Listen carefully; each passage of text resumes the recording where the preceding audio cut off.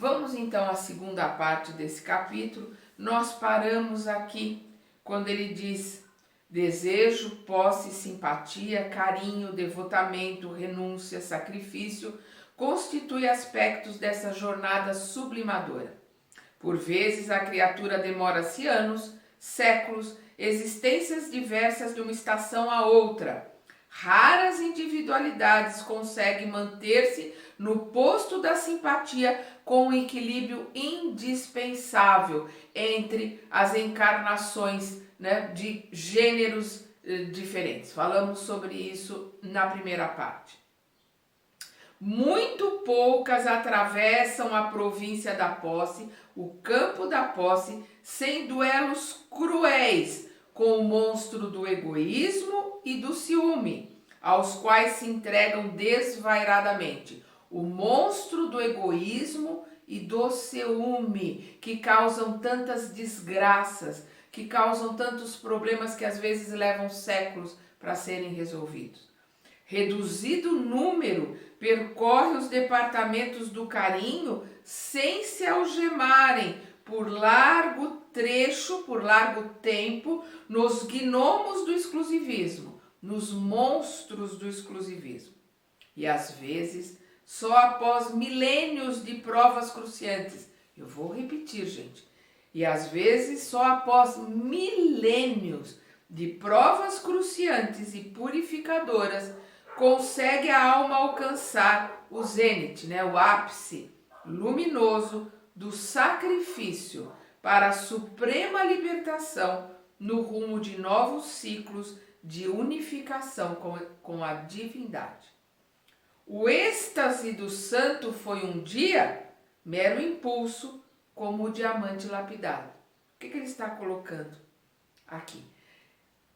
O êxtase, né, daquele que conseguiu atingir estágios superiores, um dia foi só um mero impulso, o sentimento de orar, o sentimento de se modificar. É assim que começou. Então, o êxtase do santo foi um dia mero impulso, como o diamante lapidado, gota celeste eleita para refletir a claridade divina. Viveu no aluvião ignorado entre seixos brutos. Então, da mesma forma que o êxtase do santo começou ali de uma forma muito pequenininha, exatamente como o diamante que reflete a luz estava ali perdido entre outras pedras no aluvião, né, na lama de enchentes. Estava o diamante bruto ali perdido no meio das pedras da lama, né? Claro está que assim como se submete o diamante ao disco do lapidário para atingir o pedestal da beleza, assim também o instinto sexual, para coroar-se com as glórias do êxtase, há que se dobrar aos imperativos da responsabilidade, às exigências da disciplina, aos ditames da renúncia.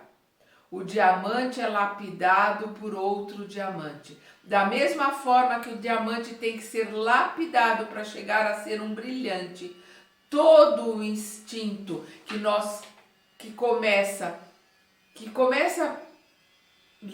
lá no animal praticamente, né? Porque na planta já tem a conotação da procriação, mas de forma diferente. A sexualidade vai aparecer ali no animal, né? E ela vem sublimando, ela vem se purificando, ela vem se melhorando. O animal trabalha com instinto, né, de procriação. No homem já se trabalha com o amor, já se trabalha com a sublimação. A procriação, ela vem da vontade, né, de duas pessoas se unirem para montar uma família, seja essa família biológica ou não, não faz diferença. O importante é a família, o agrupamento para crescer junto, para se melhorar junto. Então é o que ele coloca aqui. Estas conclusões, contudo, não nos devem induzir a programas de santificação compulsória no mundo carnal. A gente não deve achar que aqui no planeta a gente obrigatoriamente vai se transformar num santo. Isso não existe. Não existe salto. Aqueles que vêm em missão, eles já são espíritos purificados. Para que a gente chegue perto do que são esses espíritos que vêm em missão, a gente tem muito chão pela frente. Tem que passar por esse planeta de provas e expiações, se melhorar, fazer a reforma íntima, fazer a sua transformação, passar pelo planeta de regeneração, se for o caso, continuar aqui na Terra, porque ele vai se transformar em planeta de regeneração. Aqueles que se sublimaram antes, passaram por outros planetas de regeneração e vieram para cá com a missão de ensinar. Então são estágios e ninguém pula estágio, ninguém pula degrau, não existe salto quântico no nosso trabalho interior. É trabalho de formiguinha, de disciplina, de vontade, dia a dia. Não podemos exigir que o Hotentote em culto, quer dizer, o primata africano em culto, envergue a beca de um catedrático e se ponha de um dia para o outro a ensinar o direito romano. Irrisório seria, pois, reclamar do homem, quer dizer, irrelevante, ridículo seria, pois, reclamar do homem de evolução mediana a conduta de um santo. É ridículo as religiões ou mesmo as pessoas que acham que porque estão começando a aprender, estão começando a sua reforma íntima, estão começando a entender o que estão lendo, começando a aprender, vão se transformar do dia para a noite, né, em espíritos iluminados. Não, isso não existe. Nós vamos, através do trabalho, da disciplina e da vontade, nos transformando e modificando aos poucos. Se a gente conseguir desencarnar aqui agora, desta encarnação, melhor do que nós viemos, já é uma conquista, já é grande a conquista. Por isso que é tão importante ler os mensageiros. A gente vê um número de pessoas que se prepararam no plano espiritual, que enfiaram os pés pelas mãos e desencarnaram pior do que vieram. Isso se chama livre-arbítrio. Não podemos exigir que o Hotentote em culto envergue a beca de um catedrático e se ponha de um dia para o outro a ensinar o direito romano. Irrisório seria, pois, reclamar do homem de evolução mediana a conduta de um santo. Seria ridículo. A natureza, representação da inesgotável bondade, da bondade de Deus, é mãe benigna que oferece trabalho e socorro a todos os filhos da criação. A natureza, a criação de Deus, tudo que nos envolve, oferece trabalho e oferece condições a cada um de nós se elevar, desde que tenha vontade e desde que tenha disciplina. Mas não existe salto, é caminhar. Sua determinação de amparar-nos é sempre tanto mais forte, quanto mais decidido é o nosso propósito de progredir na direção do bem supremo. A ajuda que Deus nos dá é diretamente proporcional à nossa disciplina, à nossa vontade, ao nosso esforço de se modificar. Resumindo, é conforme o nosso merecimento.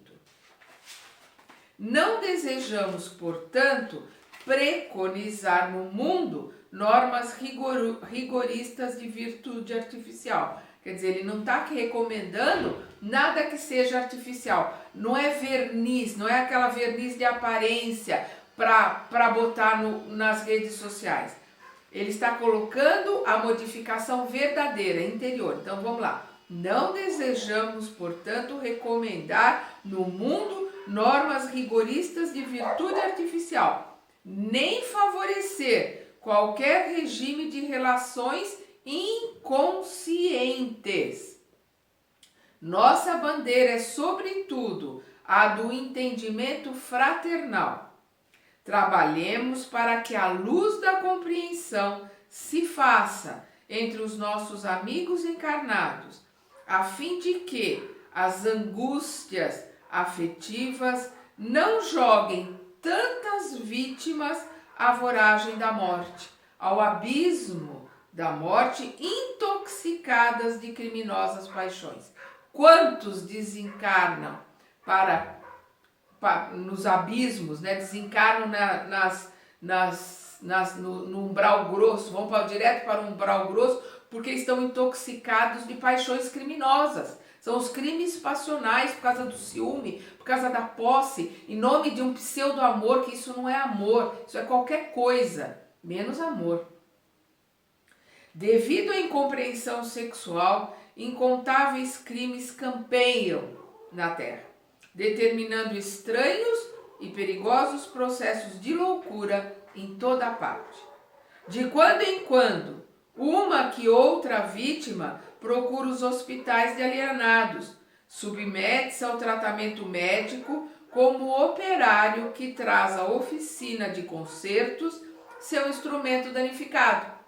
Olha que comparação sensata, né? Como o operário que leva o instrumento danificado na oficina de concertos, são alguns poucos que procuram, né, os hospitais, os médicos para se tratarem.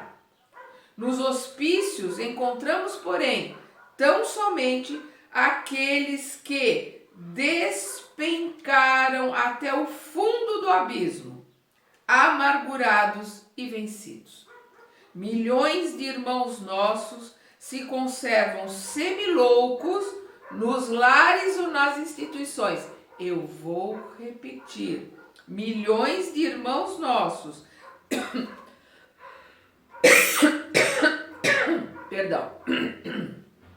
Milhões de irmãos nossos se conservam semiloucos nos lares ou nas instituições.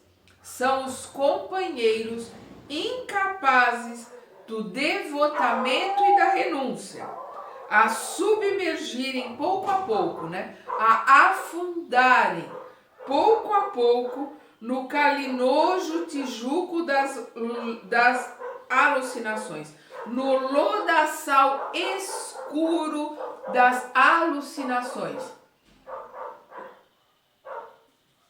São aqueles que estão completamente perdidos dentro das alucinações, não estão tão loucos na aparência para serem internados e para que a família vá buscar tratamento, mas são semiloucos que vivem na sociedade, que vivem em companhia dos parentes e que não é perceptível esse estado de desalinho mental em que eles estão.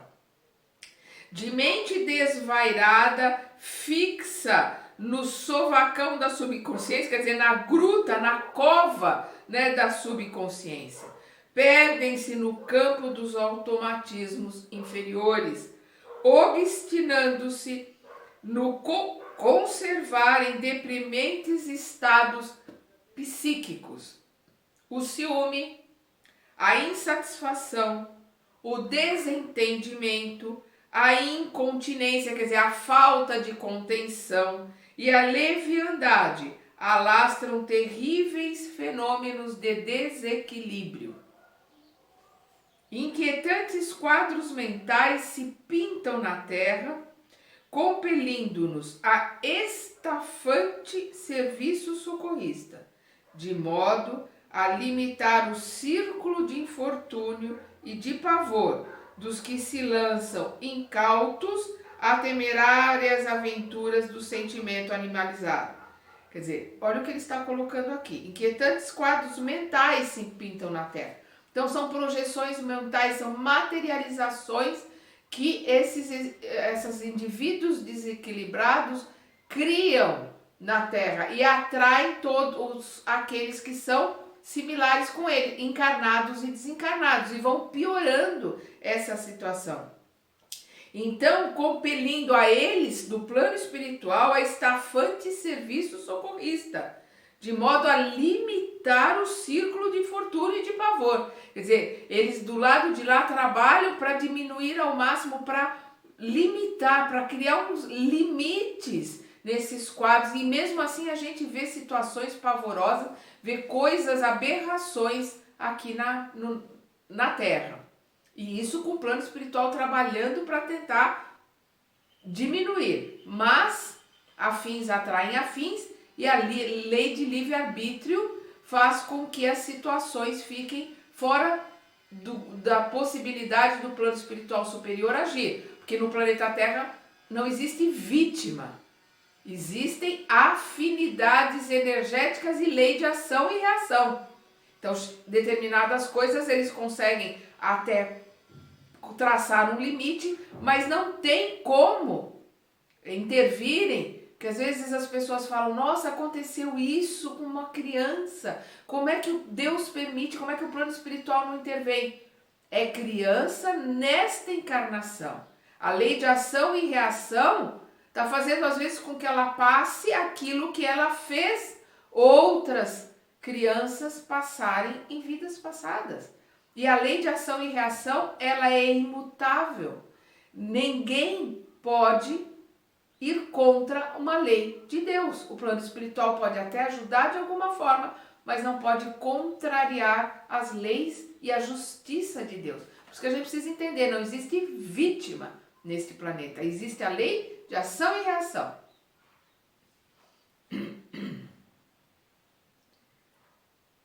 Não solucionaremos tão complexo problema do mundo simplesmente à força de intervenção médica.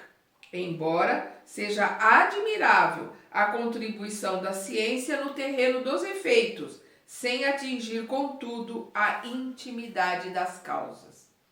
A personalidade não é obra da usina interna das glândulas, mas produto da química mental. É esta que é a questão. Por isso que os tratamentos aqui na Terra, a medicina da Terra, trata os efeitos, age nos efeitos e não atinge as causas. Por quê? Porque as causas não estão nas células, não estão nesta matéria. As causas estão no inconsciente, as causas estão marcadas no perispírito das encarnações anteriores. Vem com aquele perispírito que molda. Aquilo que está nele é moldado naquele reencarne que está sendo realizado aqui na Terra. A endocrinologia, né, que é o estudo, a ciência que estuda as glândulas, poderá fazer muito com uma injeção de hormônios, à guisa de pronto-socorro às coletividades celulares, mas não sanará lesões do pensamento. A genética, mais hoje, mais amanhã, poderá interferir nas câmaras secretas da vida humana, perturbando a harmonia dos cromossomos no sentido de impor o sexo ao embrião. Todavia, não atingirá a zona mais alta da mente feminina ou masculina, que manterá característicos próprios, independente da forma exterior ou das convenções estatuídas. Isso é importante que se entenda.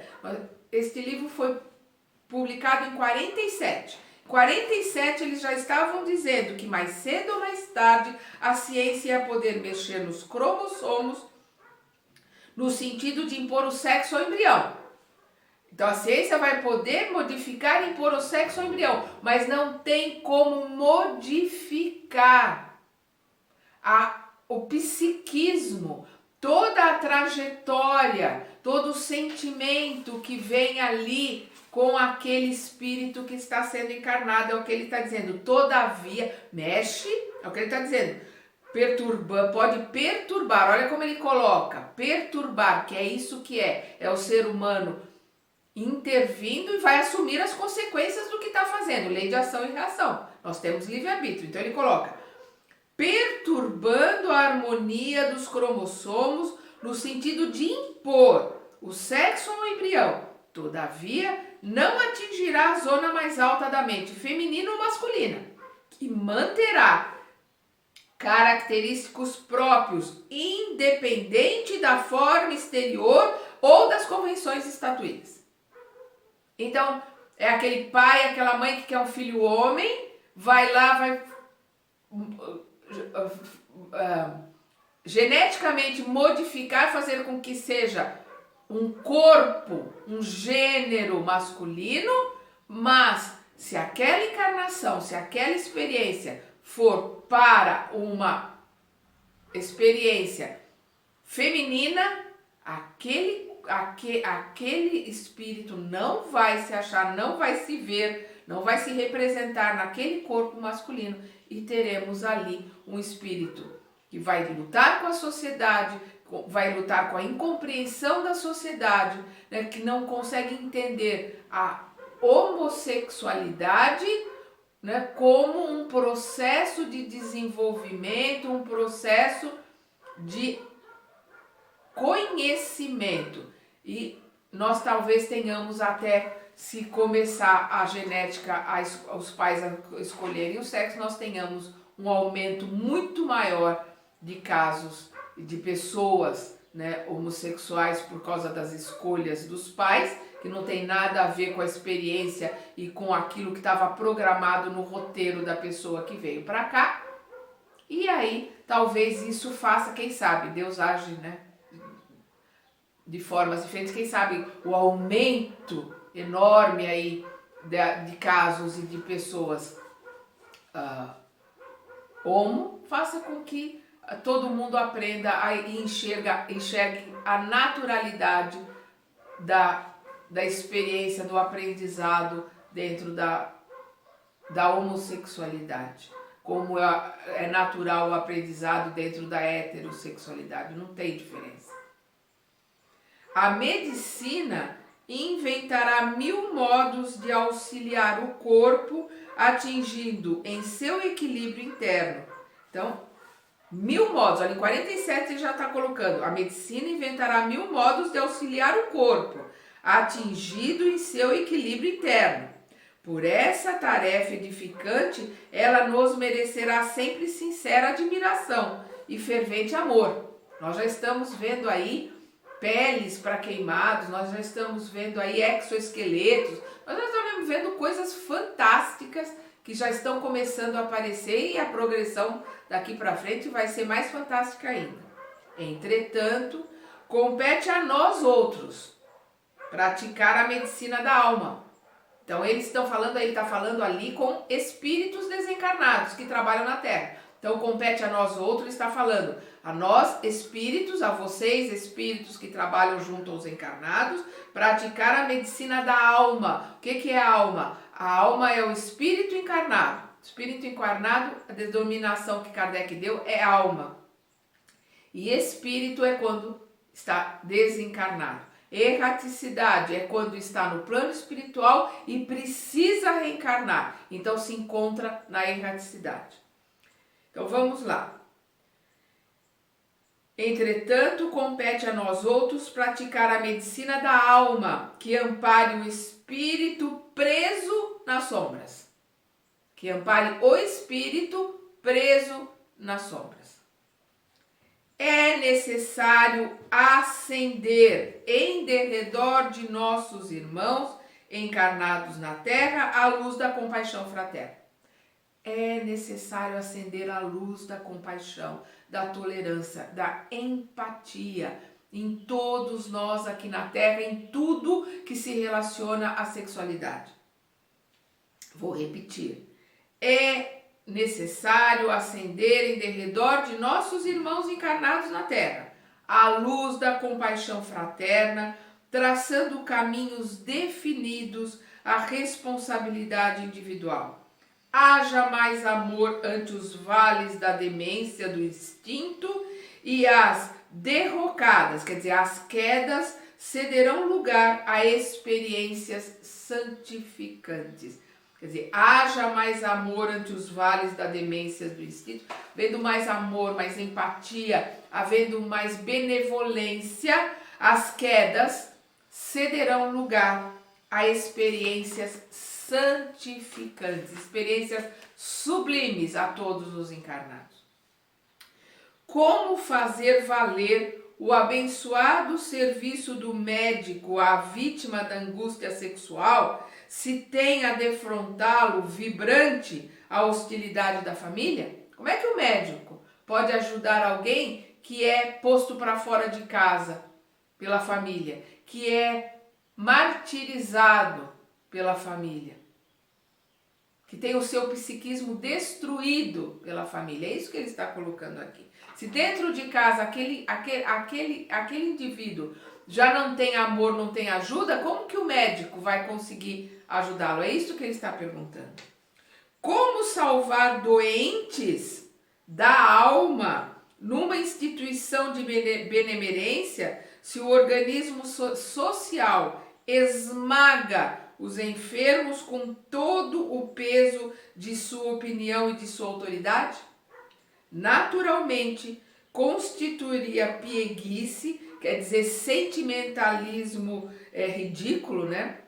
Rogar à sociologia, que é a ciência que estuda a sociedade, né? Rogar à sociologia a transformação imediata dos seus códigos, ou impor à sociedade humana certas normas de tolerância incompatíveis com suas necessidades de defesa.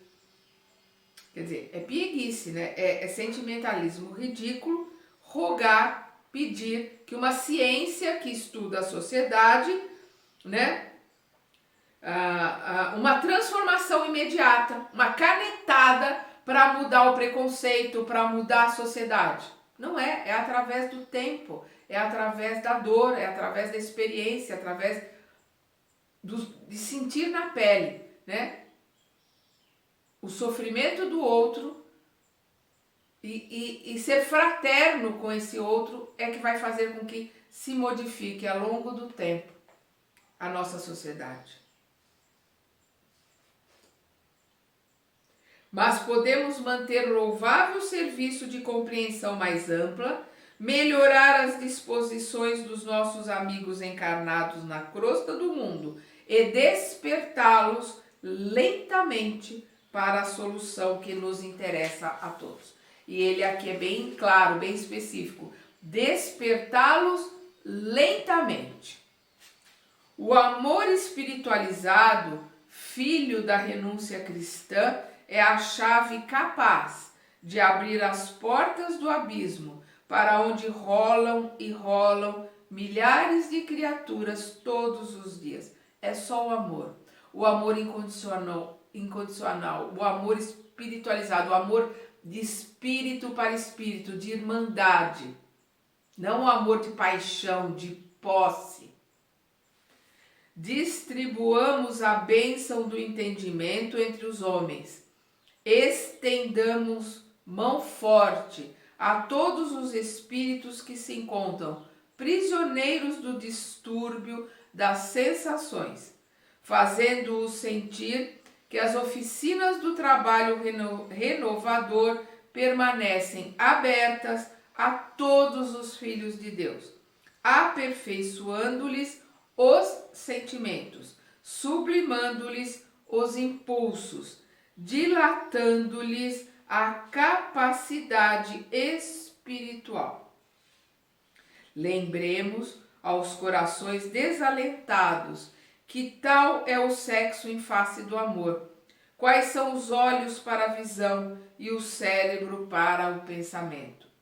Então ele está colocando aqui, lembremos aos corações desalentados que tal é o sexo em face do amor, quais são os olhos para a visão. O sexo é para o amor como os olhos para a visão, o veículo.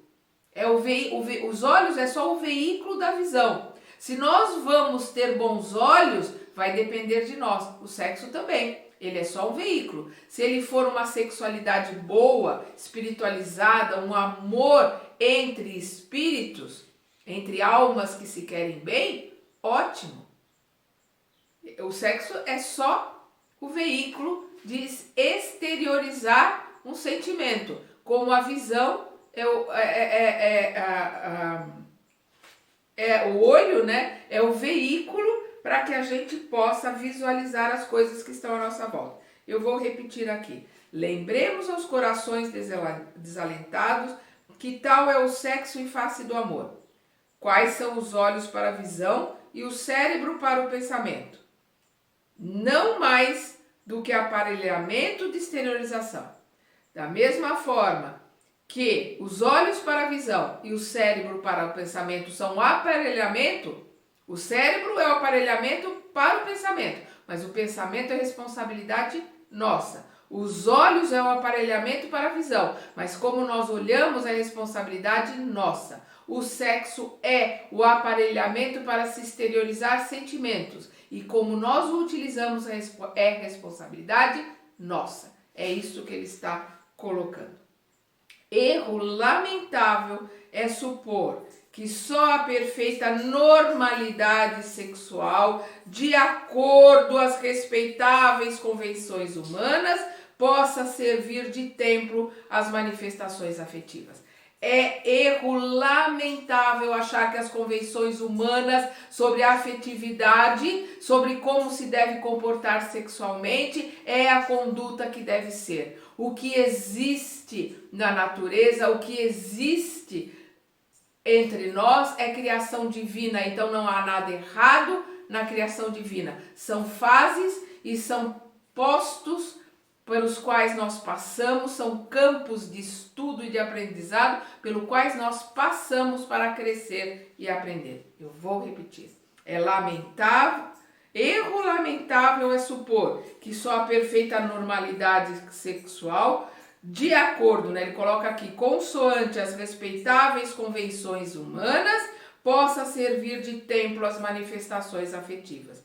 O campo do amor é infinito em sua essência e manifestação. Vou repetir. O campo do amor é infinito em sua essência e na sua manifestação. Quem bota limites, quem bota regra é a ignorância do homem.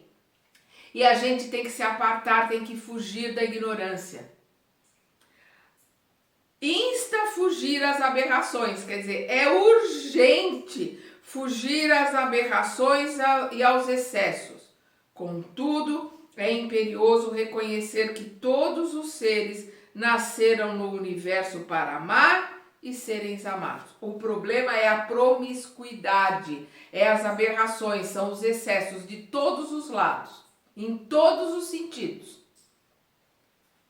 Mas é imperioso reconhecer que todos os seres nasceram no universo, não é só na Terra, no universo, todos os seres do universo nasceram para amar e serem amados. É esse o nosso caminho de aprendizado, aprender a amar. Por vezes, vigoram para muitos deles temporariamente os imperativos da prova benéfica, os deveres do estatuto expiatório, as exigências do serviço especializado, em que estudantes devedores e missionários se obrigam a longas fases de fome e de sede do coração.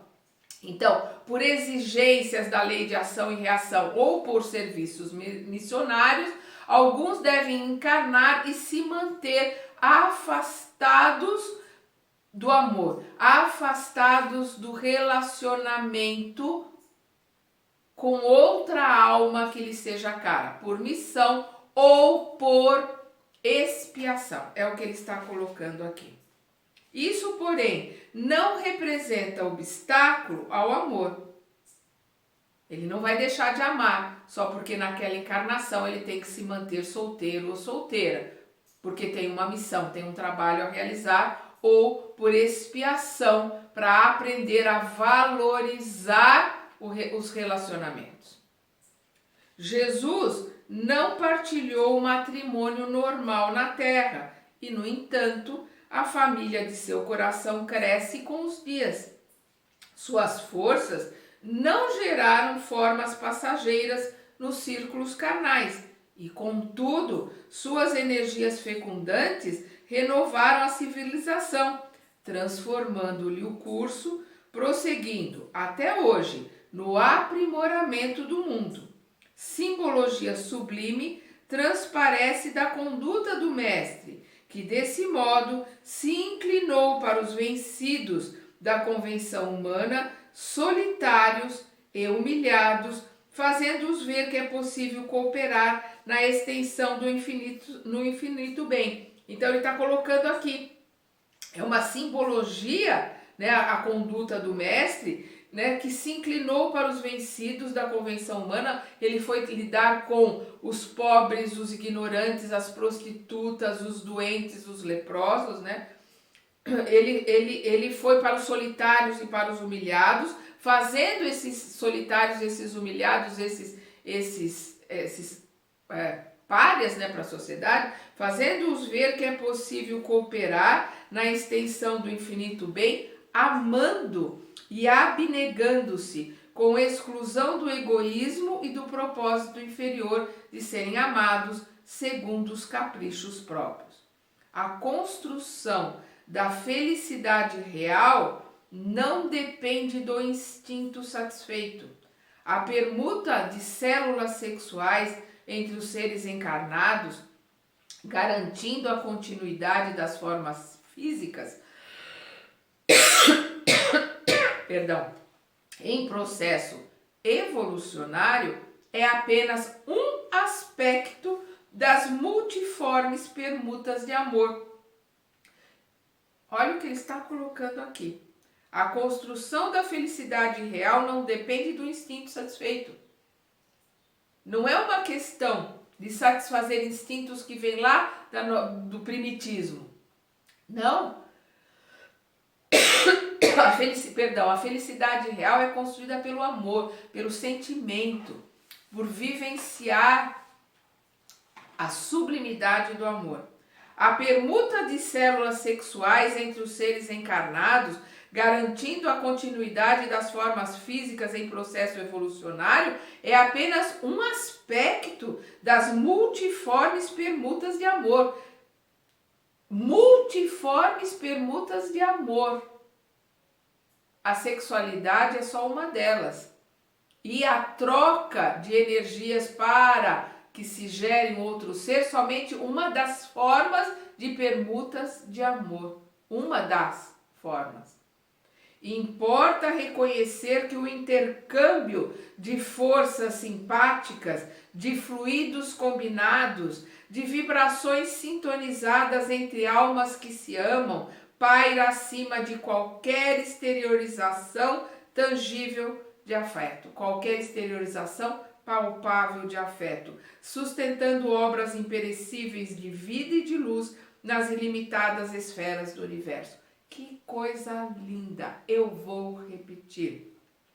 Importa reconhecer que o intercâmbio de forças simpáticas, de fluidos combinados, a troca de fluidos entre aqueles que se amam, aqueles que se querem bem, de vibrações sintonizadas entre almas que se amam, não é entre gêneros, é entre almas que se amam, paira acima de qualquer exteriorização palpável de afeto, sustentando obras imperecíveis, obras que não se perderão jamais, obras que se elevarão para a eternidade, de vida e de luz nas ilimitadas esferas do universo. Que coisa maravilhosa a colocação que ele faz aqui. E nós vamos continuar na terceira parte deste capítulo.